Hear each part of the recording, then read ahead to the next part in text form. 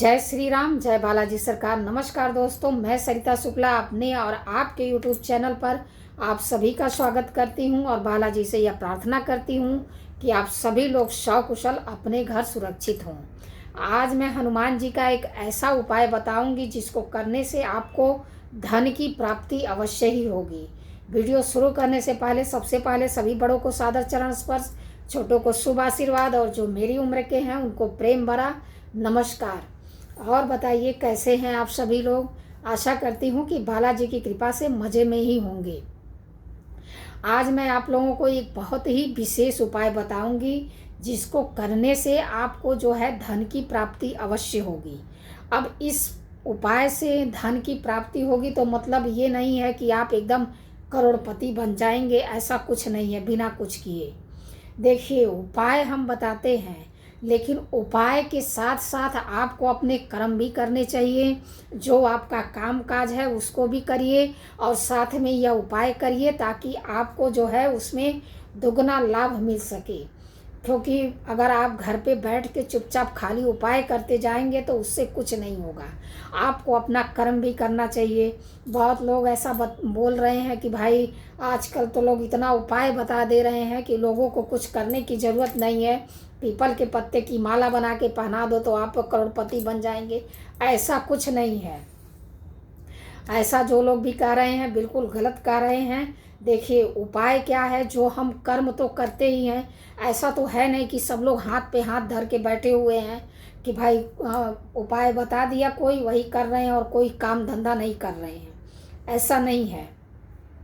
इंसान अपना कर्म कर रहा है। हाँ, उसके कर्म में क्या है कि अगर वो कुछ उपाय कर लेता है, उसको कुछ ईश्वरीय शक्ति प्राप्त हो जाती है तो उससे उसका जीवन सुधर जाता है। बस यही है। तो आज मैं आपको जो उपाय बता रही हूँ हनुमान जी का, यह उपाय आप करिए, आपको धन की प्राप्ति अवश्य ही होगी और धीरे धीरे आपका जीवन जो है वो बदल जाएगा। आपको क्या करना चाहिए, देखिए, मंगलवार के दिन, अब हनुमान जी का उपाय है तो मंगलवार के दिन ही होगा। तो मंगलवार के दिन सबसे पहले सुबह नहा धो करके शुद्ध हो जाइए और उसके बाद क्या करिए, एक बड़ का पत्ता ले आइए।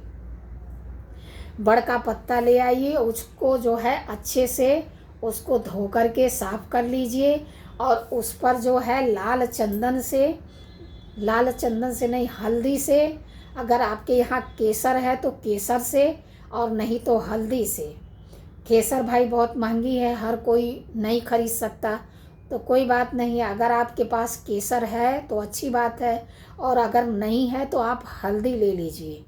हल्दी से उस पर जय श्री राम लिखिए और उसको जो है हनुमान जी के पास ले जा कर के उनके चरणों में रख दीजिए। उसके बाद हनुमान चालीसा का पाठ करिए, उनको जो है राम रक्षा स्तोत्र का पाठ करिए और गुड़ और चने का उनको भोग लगाइए। जब आप उसके बाद क्या करना है, प्रसाद सभी लोगों में वितरित कर दीजिए। सबसे अंत में आपको क्या करना है, वह पत्ता जिस पर आपने मतलब जय श्री राम लिख करके हनुमान जी के चरणों में रखा हुआ है, उसको उठा लीजिए और उसको उठा करके अपने पर्स में, उसको एक कागज़ में लपेट करके अपने पर्स में रख लीजिए और उसको जो है 1 साल तक अपने पर्स में रखे रहिए।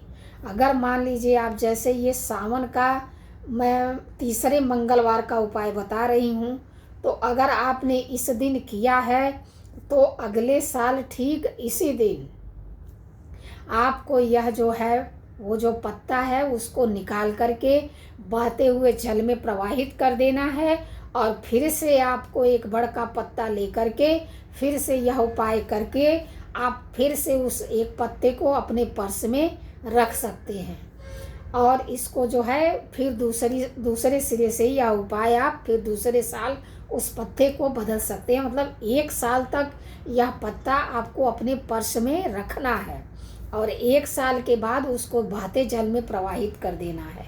सिर्फ इतना ही उपाय सरल सा करना है, उसके बाद आप अपने जीवन में बदलाव देखिएगा।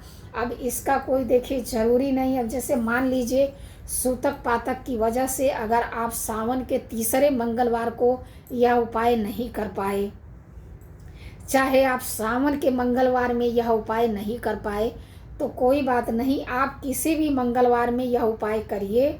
आपको क्या बस उपाय ऐसे ही करना है, और जो मैंने विधि बताई है कि पूरा 1 साल उसको पर्स में रखना है और 1 साल के बाद उसको बहते हुए जल में प्रवाहित कर देना है।